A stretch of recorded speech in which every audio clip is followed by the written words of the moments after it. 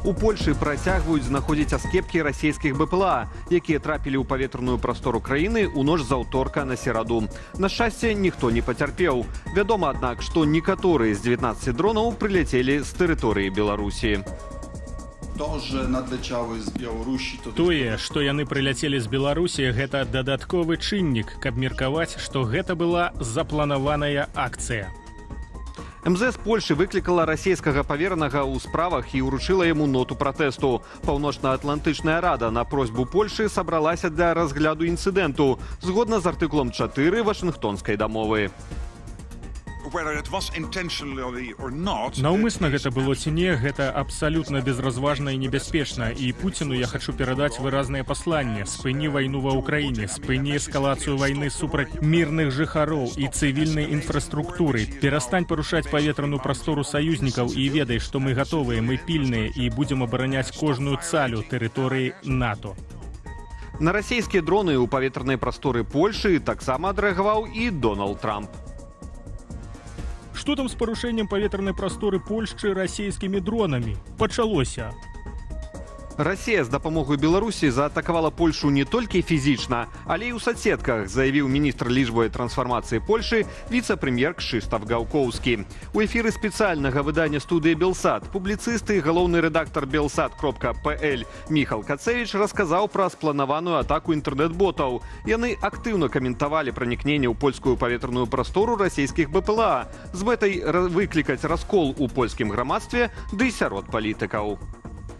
Сразу после первых ударов мы наблюдали в интернет-сети, в social-media очень большой динамичный как бы всплеск количества антиукраинских комментариев и комментарии, которые показывали, что Польша не в состоянии реагировать на такие случаи, и просто очень много дезинформации. Очередная цель этой операции со стороны России есть такая, чтобы в мейнстрим политической элиты польской ввести как бы такой подход, какой мы видим в Венгрии и в Словакии.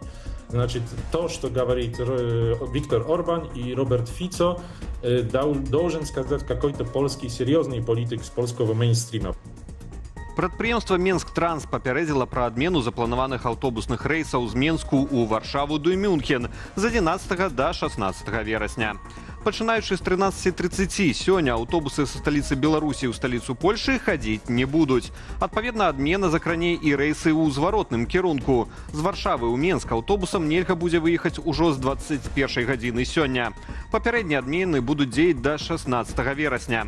Гэта звязана з закрыццём польскім бокам з 12 верасня рэшты дзейных памежных пераходаў з Беларусю, як грузавых, гэтак і пасажырскага. У Варшаве такі крок патлумачылі пагрозай ад правядзення ў нашай краіне супольных з Расіяй вайсковых вучэнняў «Захад-2025».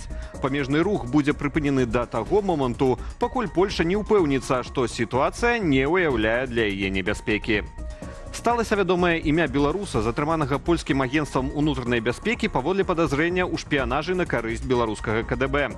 Паводле інфармацыі сайту Reform News, гэта 33-гадовы Уладзіслаў Надзейка. Раней мужчына ўваходзіў у склад беластоцкай харугвы арганізацыі «Паспалітае рушэнне». Пра затрыманне Надзейкі паведаміў 9 верасня прэм'ер-міністр Польшы Дональд Туск. У той жа дзень МЗС краіны пазбавіў акрэдытацыі і выслаў з Польшы аднаго з беларускіх дыпламатаў. Гэта было вынікам маштабнай супольнай аперацыі спецслужбаў Чэхіі, Вугоршчыны, Румыніі, Польшы і Малдовы. 8 верасня ўлады Чэхіі паведамілі пра ліквідацыю шпіёнскай сеткі, якую КДБ Беларусі нібыта спрабаваў стварыць у некалькіх краінах усходняй Еўропы. Працаўнік беларускага пасольства ў Празе, верагодна Мікалай Дукшта, быў абвешчаны персонаю нон-грата. В той жа час у Румыніі затрымалі былога намесніка кіраўніка службы інфармацыі і бяспекі Малдовы Александру Белана, якога падазраюць у дзяржаўнай здрадзе і перадачы дзяржаўных сакрэтаў беларускім спецслужбам. Малдова па выніках расследавання таксама высылае аднаго з беларускіх дыпламатаў. У США застрэлілі вядомага актывіста і блогера, зацятага прыхільніка Дональда Трампа Чарлі Керка. Амерыканскі прэзідэнт назваў забойства Керка, цытата, «чорным момантам для Амерыкі». Ён звязаў гэта з распаўсюдам рыторыкі левых радыкалаў і паабяцаў знайсці і пакараць усіх датычных да забойства актывіста. Невядомы стрэляў у Керка падчас выступу ва ўніверсітэце Юты. Куля трапіла ў шыю, мужчына загінуў у шпіталі. На месцы здарэння затрымалі 2 чалавек, аднак неўзабаве іх адпусцілі. Паліцыя працягвае шукаць стралка. Чарлі Керк – заснавальнік кансерватыўнага студэнцкага руху, вядомы сваімі правымі поглядамі і падтрыманнем Дональда Трампа. Падчас апошніх выбараў перамогу Трампа шмат у чым забяспечылі галасы маладых мужчынаў. Менавіта на іх і была нацэленая арганізацыя Керка. Ён выступаў супраць масавай міграцыі і ЛГБТ, падтрымліваў аперацыю Ізраіля ў сектары Газа, але крытыкаваў перадачу зброі ўкраіне. Ролікі Керка, у якіх ён спрачаўся з апанентамі, набіралі дзясяткі мільёнаў праглядаў. 18-гадовы студэнт загінуў пасля падзення з акна інтэрнату Беларускага дзяржаўнага універсітэту фізічнай культуры ў Менску. У следчым камітэце сталіцы пацвердзілі факт смерці маладзёна, аднак падрабязнасцяў трагедыі не раскрываюць. Фота цела маладзёна, што ляжыць на асфальце каля інтэрнату, з'явілася ў сеціве 10 верасня. У тэлеграм-канале, які апублікаваў здымак, зазначалася, што загінулы студэнт 2-го курсу скочыў з акна 15-га паверху пасля сваркі з дзяўчынай. Як потым распавялі выданню «Менск новасці» у следчым камітэце, трагедыя мела месца яшчэ 8 верасня. На дадзены момант следчыя праводзяць правярання і чакаюць вынікаў экспертызаў. Міністэрства ўнутраных справаў абяцае палёгку для раварыстаў і тых, хто ездзіць на электрасамакатах. У МУС распрацавалі адмысловую таблічку, якая дазваляе гэтым удзельнікам дарожнага руху перасякаць праезную частку, не спешваючыся. На дадатак плануецца ўсталяваць дадатковыя роварныя светлафоры. Калі на пераходзе ёсць такі светлафор і гарыць зялёнае святло, то можна перасякаць дарогу, не спешваючыся. Калі ж пад пешаходным светлафорам усталяваная адмысловая таблічка, то таксама дазваляецца праезд без спынення. Раней можна было пераязджаць дарогу, калі хуткасць ровара не перавышала 10 км на гадзіну. Аднак з 1 верасня правілы змянілі, і цяпер раварыст або самакатнік мусіць спешвацца перад кожным пешаходным пераходам.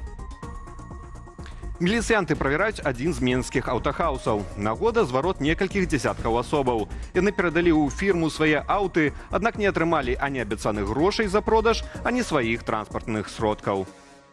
По оперативной информации, практически все иномарки были реализованы за границей. По данному факту организовано проведение необходимых оперативно-розыскных и иных мероприятий. В настоящий момент в милицию обратилось около 40 потерпевших. Общая сумма ущерба, по предварительным оценкам, уже превышает $1 миллион. Непадалёк Карэлічаў супрацоўнікі ДАІ заўважылі аўтамабіль без бампера і рэгістрацыйнага знака. Кіроўцу затрымалі ў выніку пагоні са стралянінай. Ён ніколі не атрымліваў правоў, а медычнае абследаванне показала 1,8 праміля алкаголю. Рубрика «Без комментара». Автомобиль в сторону ГПК Водитель Volkswagen остановиться, приедет справа. Водитель Volkswagen принят справа.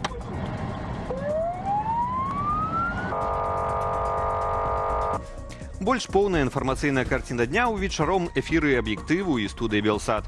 Я ж з вамі развітваюся, ды заклікаю падпісвацца на сацыяльныя сеткі Белсату і да актыўнасці пад гэтым выданнем у Ютубе. Аднак не забывайцеся на ўласную лічбавую бяспеку. Беражыце сябе і заставайцеся з Белсатам.